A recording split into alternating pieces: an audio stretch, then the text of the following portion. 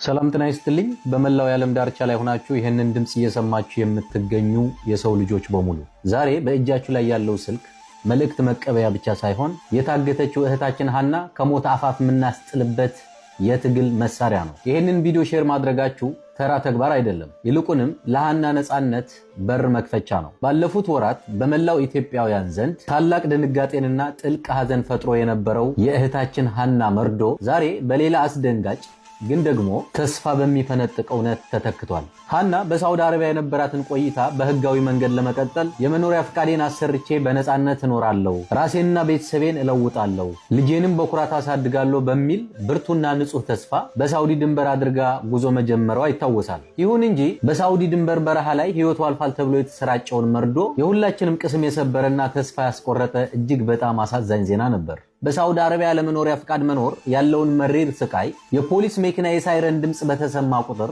የሚፈጠረው ድንጋጤና የስነ ልቦና ቀውስ ሁሉም ሰው ያውቀዋል። ያንን የፍርሃት ኑሮ ሸኝታ በክብርና በነጻነት ሰርታ ልጇን ለማሳደግ ስትል ነበር ብቸኛው አማራጭ አድርጋ አደገኛውን የየመን በረሃ ለመጋፈጥ ጉዞ የጀመረችው። ያ የሐዘን ዜና በተለይ በቅርቡ የወለደችውን ጨቅላ ልጇንና የእናትነት ስሜቷን ለምናውቅ ሁሉ በሳውዲ ድንበር ላይ በረሃ ላይ ቀርታለች መባሉ የህሊና እረፍት የሚነሳ መሪር ክስተት ሆኖ ሰንብቷል። ዛሬ ያ የሐዘን ጨለማ ተገፎ ተስፋ ሰጪ መረጃዎችን መውጣት ጀምረዋል። ሃና አልሞተችም፣ ይልቁንም በድንበር ላይ በታጋቾች እጅ ትገኛለች የሚሉ መረጃዎች ለሁላችንም አዲስ የተስፋ ጭላንጭል ሰጥተውናል። ይህ መረጃ በአንድ በኩል በህይወት የመኖር ዕድሏን በማብሰሩ ደስታ ቢፈጥርም፣ በሌላ በኩል ግን በሰዎች ታግታ በስቃይና በሰቆቃ እጅ መሆኗን ስንረዳ ስብራታችን ዳግም ጥልቅ ሆኗል። ሃና ዛሬ ድምጽ ያገኘችውና እውነታውን ፍንጭ የሰጠው የማህበራዊ ሚዲያ ተጠቃሚ በመሆኗ ብቻ ነው። ይህ ደግሞ ሌላ ትልቅ ጥያቄ እንድናነሳ ያስገድደናል። ስንትና ስንት በሚዲያ የማይታወቁ ማንም ድምጽ ያልሆናቸው ብዙ ወገኖቻችን መሞታቸው ሳይረጋገጥ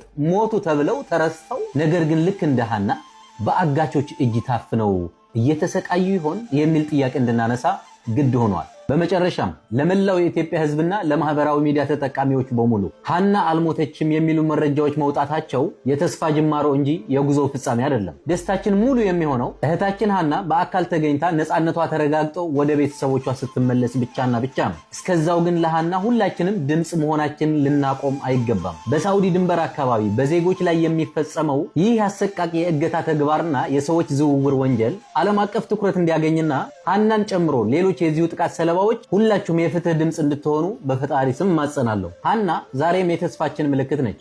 ያ በረሃ ውስጥ የፈሰሰው እንባዋ ታብሶ ልጇን በነጻነት እንድታቅፍና በሰላም ከመላው ቤተሰቦቿ ጋር እንድትቀላቀል ሁላችንም በአንድነት ልንቆምላት ይገባል። ሁላችንም ድምጽ ልንሆን ይገባል። መጋቢት 17 2018 ዓ.ም ቸር ያሰማን።